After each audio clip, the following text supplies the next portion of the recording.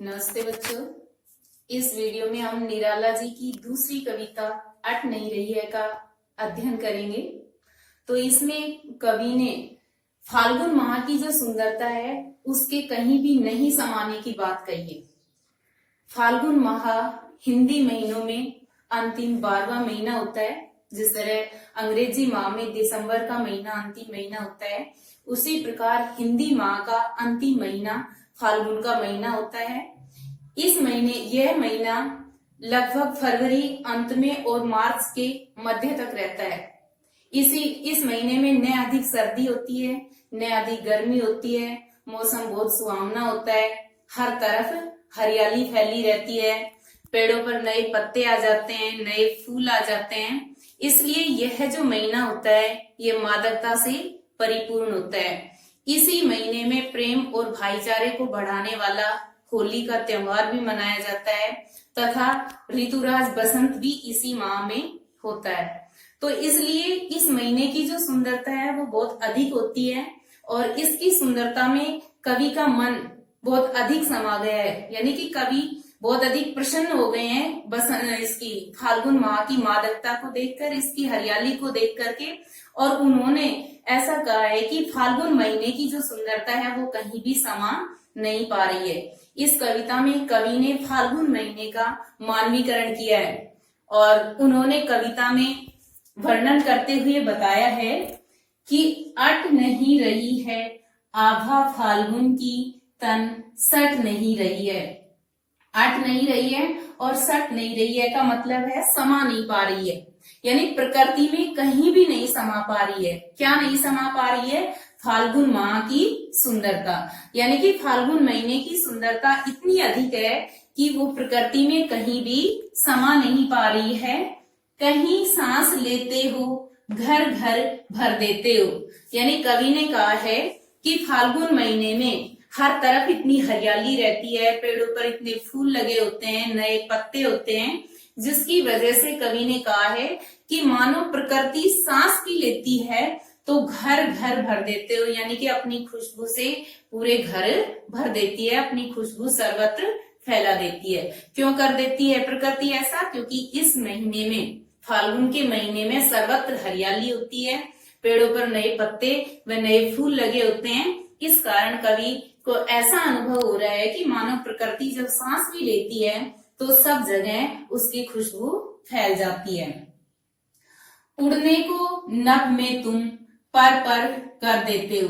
और उड़ने को नभ में यहाँ कवि ने कहा है कि फाल्गुन का महीना यानी कि इतना मादकता से परिपूर्ण होता है, जिसमें कवि ने कल्पना की है कि वह आसमान में उड़ने के लिए यानी अपने पंख फड़फड़ाकर तैयार रहता है। यानी फाल्गुन का महीना आसमान में उड़ने के लिए अपने पंख फड़फड़ाकर यानी पत्ते रूपी पंख फड़फड़ाकर तैयार रहता है। इसमें कवि का श्रम का जो मन है वो भी कल्पना लोक में विचरण करने के लिए तत्पर है। यानी फाल्गुन माह की मादकता को देखकर, उसकी हरियाली और उस वातावरण को देखकर श्रम कवि का मन भी अपने कल्पना लोक में उड़ान भरना चाहता है।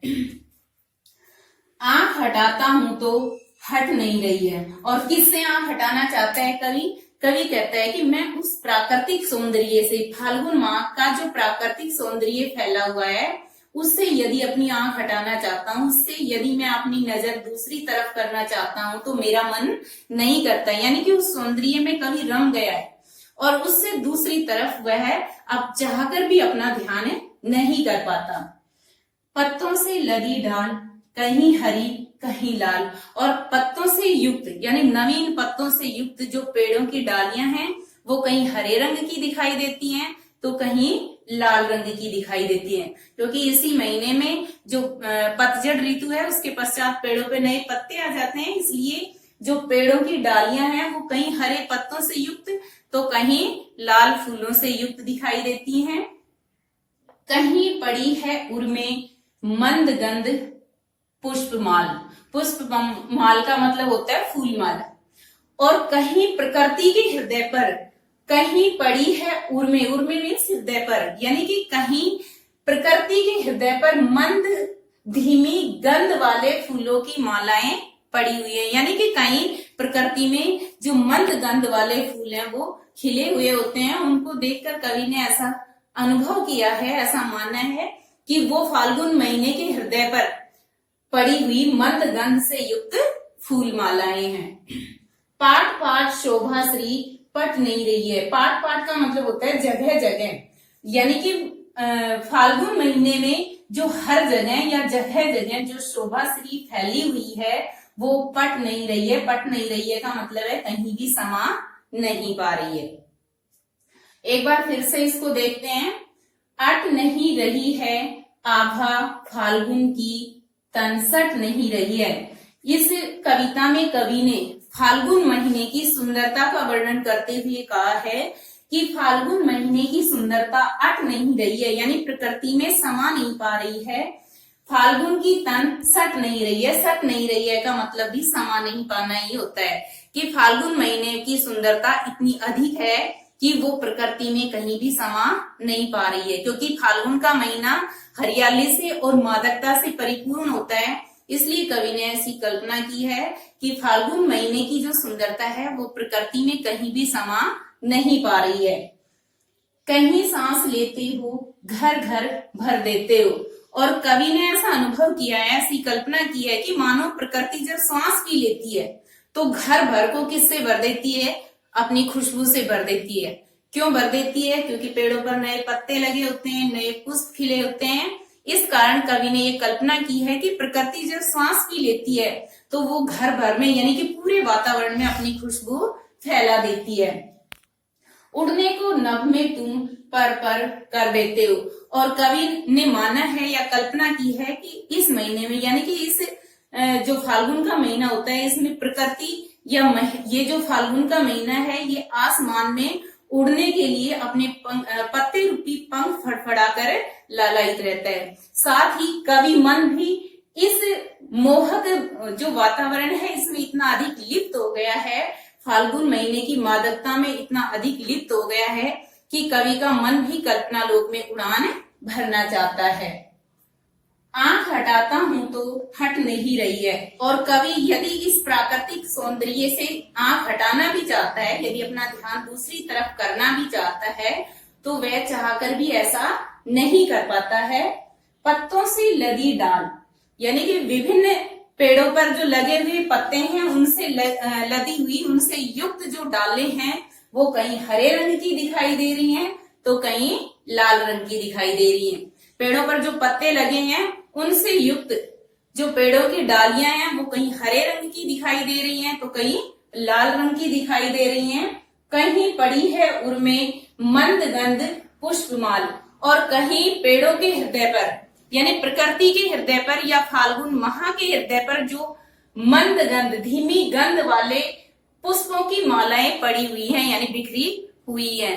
जो विभिन्न प्रकार के पौधे हैं, पेड़ हैं जिन पर फूल लगे हुए हैं, उनको कवि ने इस महीने के या प्रकृति के हृदय पर पड़ी हुई मंद गंध से युक्त फूल मालाएं कहा है। पाठ पाठ शोभा श्री पट नहीं रही है, और जगह जगह यानी कि पाठ पाठ का मतलब होता है जगह जगह, जगह जगह प्रकृति की जो शोभा श्री फैली हुई है, जो सुंदरता फैली हुई है वो कहीं भी समा नहीं पा रही है। तो ये जो कविता है अट नहीं रही, इसमें कवि ने फाल्गुन के महीने का मानवीकरण किया है, उसकी सुंदरता का वर्णन किया है, उसकी मादकता का वर्णन किया है, और कवि का मन उसमें इतना अधिक समा गया है, इतना अधिक लीन हो गया है कि वह अपनी आंख चाहकर भी उस मादक वातावरण से दूर नहीं हटा पाता है।